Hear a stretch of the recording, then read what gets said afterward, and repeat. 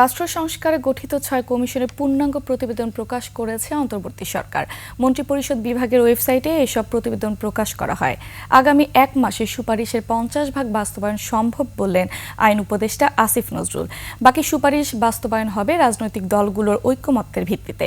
আইন উপদেষ্টা বলেন, অন্তর্বর্তী সরকারের সহনশীলতা ও মত প্রকাশের পরিবেশের কারণে কর্মসূচি দিচ্ছে পতিত স্বৈরাচারীরা।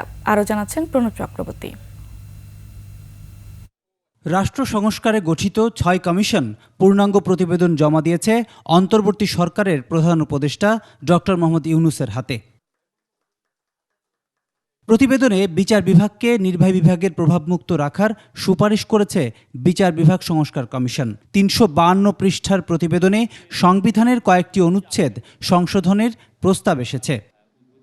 উপসচিব থেকে অতিরিক্ত সচিব নিয়োগে পরীক্ষার ভিত্তিতে মেধার প্রাধান্য নিশ্চিত, মন্ত্রণালয় কমিয়ে ২৫ করার সুপারিশ করেছে জনপ্রশাসন সংস্কার কমিশন, যাতে দূর হবে অসমতা। জনপ্রশাসন এমন একটা গুরুত্বপূর্ণ ব্যাপার, এখানে বিভিন্ন সময় সংস্কারের প্রয়োজন অনুভূত হতে পারে। কোনো সরকারি আদেশ দিয়ে নতুন করে না, এটা একটা পার্মানেন্ট জনসংস্কার কমিশন গঠন করার কথা বলেছেন উনি। আমাদের সরকারি কর্মকর্তা কর্মচারীদের ব্যাপারে বিভিন্ন অভিযোগ আছে, রাজনৈতিক সংশ্লিষ্টতা নিয়ে, পেশাদারিত্ব নিয়ে। এই জন্য ওনারা নতুন করে আচরণ বিধি প্রণয়ন করতে বলেছেন।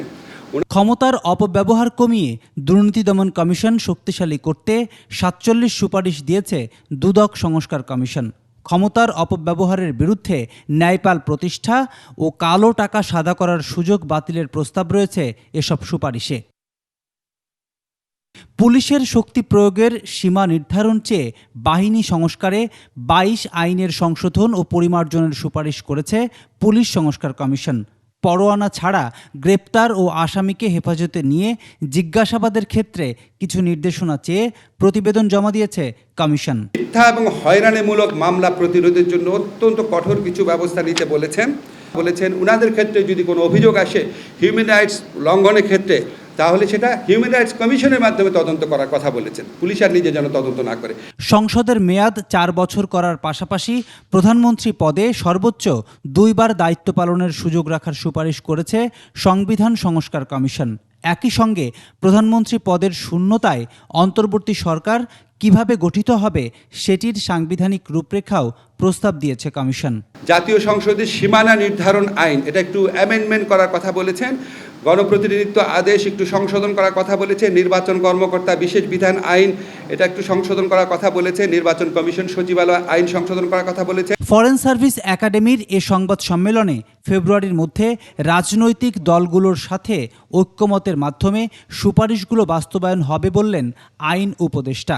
আমার বিবেচনায়, আমি যেটা পড়েছি ভালো করে, আশুকরণীয়র মধ্যে অন্তত ৫০% ১ মাসের মধ্যে করা সম্ভব। আপনার ইলেকশন সংক্রান্ত যেগুলো আছে আশুকরণীয়, সেটা তো অবশ্যই ঐক্যমতের উপর ডিপেন্ড করে। প্লাস সংবিধান সংশোধন কমিটির ক্ষেত্রে যে কিছু জিনিস আছে সেটা ঐক্যমতের উপর ডিপেন্ড করে।